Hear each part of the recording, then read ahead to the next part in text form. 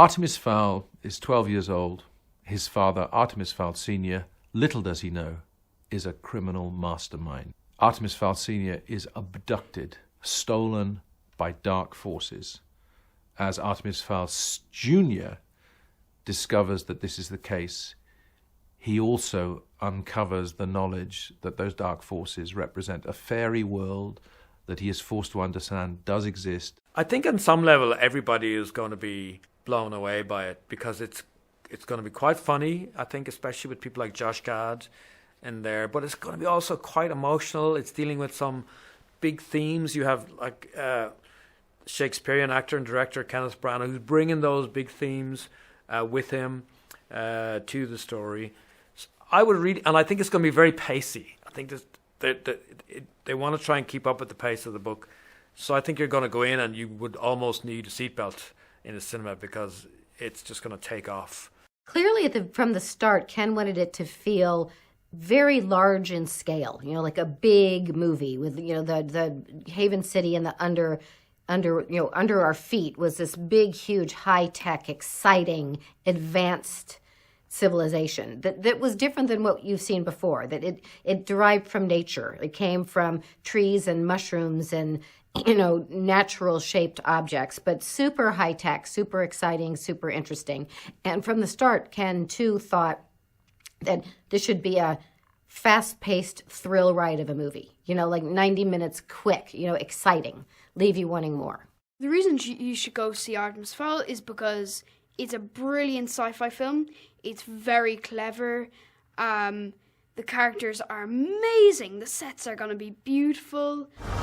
Now you will believe. Artemis Fowl.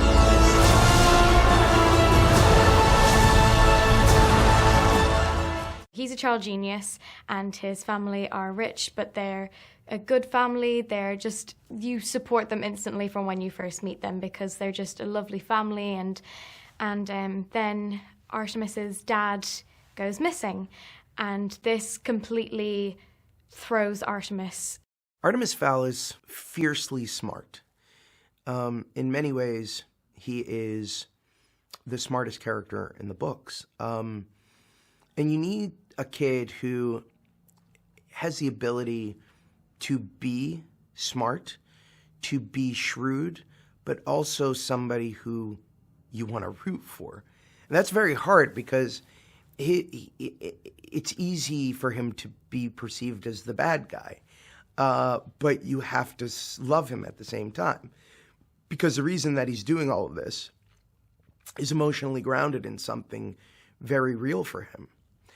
And there is absolutely no one that I can think or imagine could do it possibly better than Ferdia. The casting process was really fun because we had room for 3 unknown kids, and big credit to Lucy Bevan, who she with her team auditioned 1,200 kids in Ireland. This was only to find the part of Artemis Fowl. And very soon we saw Ferdia Shaw pretty early in the process, and he auditioned brilliantly, and we were all really excited about him. But it was early in the process. We needed to see what else was happening. But every step of the audition process, Ferdia just kept making it to the top of the heap.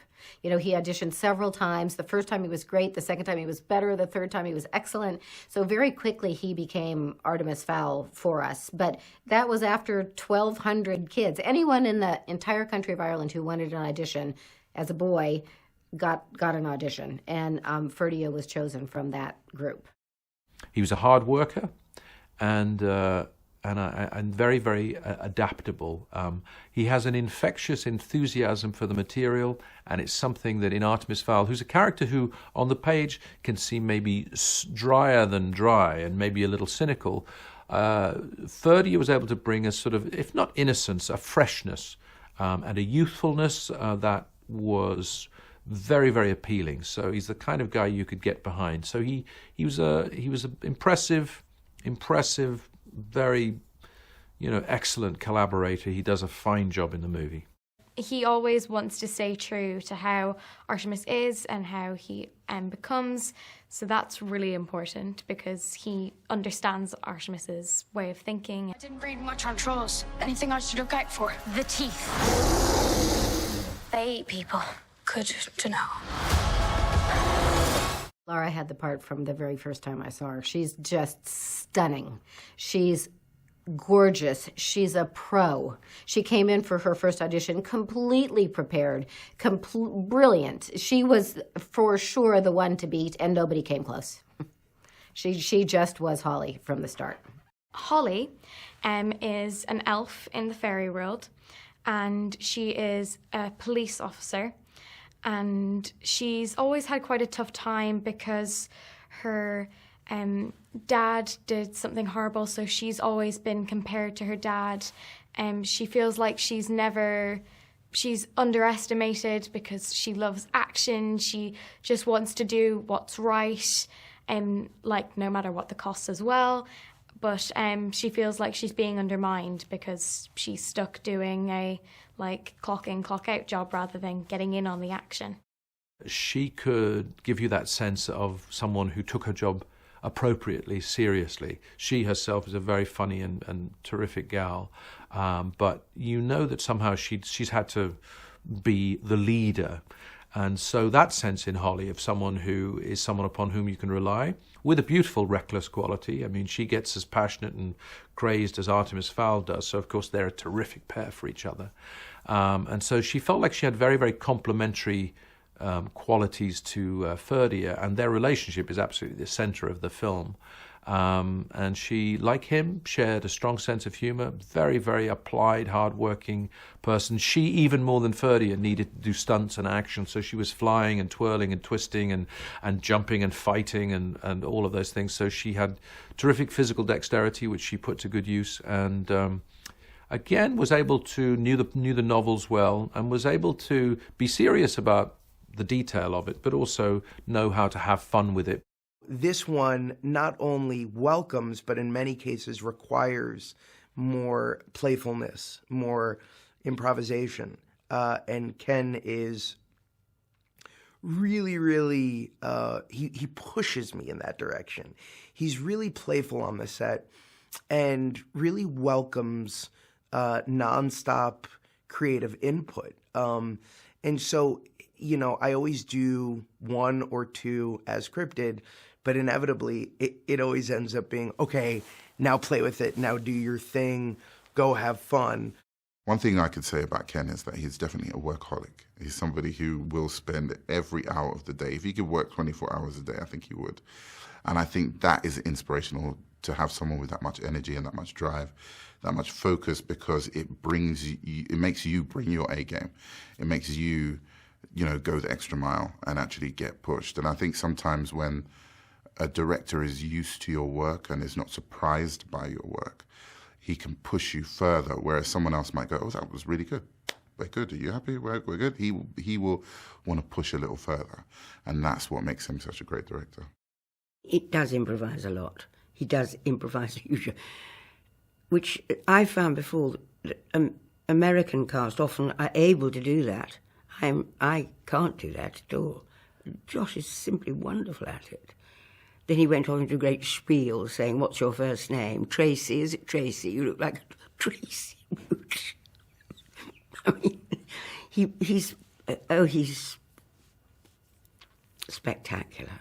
Ruth is played by Judi Dench, and I first met her a couple of weeks before filming began, which was a really incredible experience. When I first met her, I was so overwhelmed and excited because this is Dame Judi Dench and I've never done anything big like this before and I get to work with her.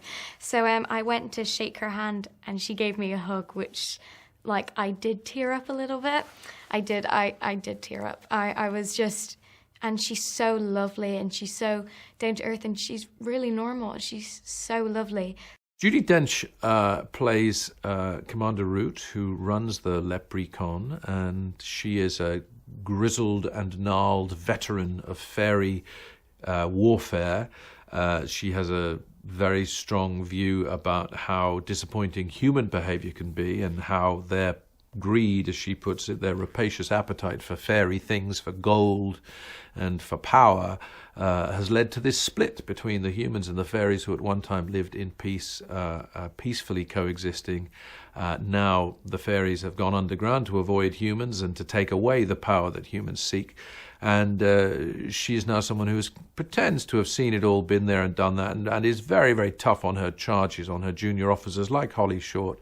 But we see a very intelligent individual, somebody who deals with the politics of being in the fairy command structure, but also likes to be on the front line, likes to get out there and do things, sometimes because she doesn't trust those who are underneath her and to whom she delegates, and sometimes because she just likes to be in the middle of a fight. Butler is a man for all seasons. He's definitely someone who keeps the Fowl residence running adequately, but he's also someone who is charged with the security of all of the fowls and everything on the property and everything as they travel around the world, that they're kept safe and everything is running in smooth order. He's also a very intelligent man, and he's one of a very long line of butlers. His name is Domovoy Butler. So as well as being a butler, his last name is Butler. So it's kind of a dual-purpose name. Now, in our world, dwarves are really excellent at mining because they use their incredibly sharp back teeth to dig through the soil.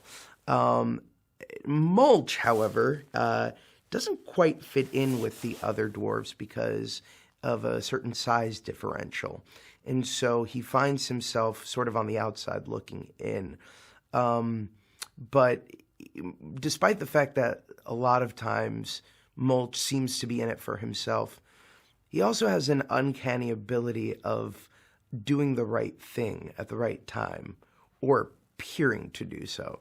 And that's a really fun thing to play. Aside from going back to his book and his original artistry, we went to him to speak about the way things looked, the way our fairy world appeared, its colours, its technology, the clothes that they wore, and we, whilst wanting to keep our objectivity, see if we could bring something useful to his story through being a sort of slightly separate set of eyes, we also included him every time we came up with a draft of the script.